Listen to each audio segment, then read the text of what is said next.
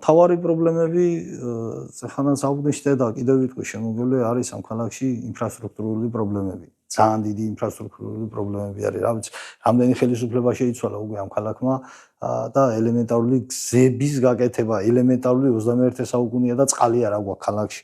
წყალი არ მიეწოდება ყველა უბანს სათანადო დონეზე, საკანალიზაციო სისტემები არ მუშაობს სათანადო დონეზე.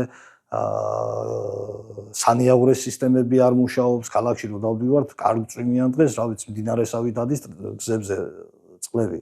ეს ყველაფერი მოსაგვარებელია, მოსაწესრიგებელია, ამდენი ავარიული შენობები არის ქალაქში, ეს შენობები ან უნდა მოხდეს დემონტაჟი და ახალით ჩანაცვლდეს, ან არ ვიცი, საერთოდ თუ არ ჩავანაცვლებთ, რეკრეაციული ზონებად გადავაქციოთ და გამწვანება გავაკეთოთ, ისიც ჯობია, ვიდრე დანგრეული შენობა იდგეს და არაფრის მაგნისი იყოს. თუ არა და შეიძლება აშენდეს, თქვათ, ახალი კორპუსი იქნება თუ რაც იქნება და ამდენი უსახკარო ადამიანი არის და შესახლდეს და ნორმალური საცხოვრებლები მივცეთ ადამიანებს. რატო უნდა იყოს 21 საუკუნეში ასეთ პატარა ქალაქში რო ვთქვათ და ავიღოთ ახლა დიდი ქვეყნების მართლა პატარა სოფელივითაა მით უმეტეს ქუთაისი. ხო და რატო უნდა იყოს ამდენი უსახკარო, ამდენი გაჭირვებული ვერ გამიგია. ამ ყველაფერს, რა ვიცი, შევეცდები რომ აღმოვთქვა და ჩემ მოსახლეობას გაუკეთო ის რაც ჭირდება. და რასაც, არ ვიცი, ყოველი მოსახლე ითხოვს კონკრეტული ხელისუფლებიდან რა.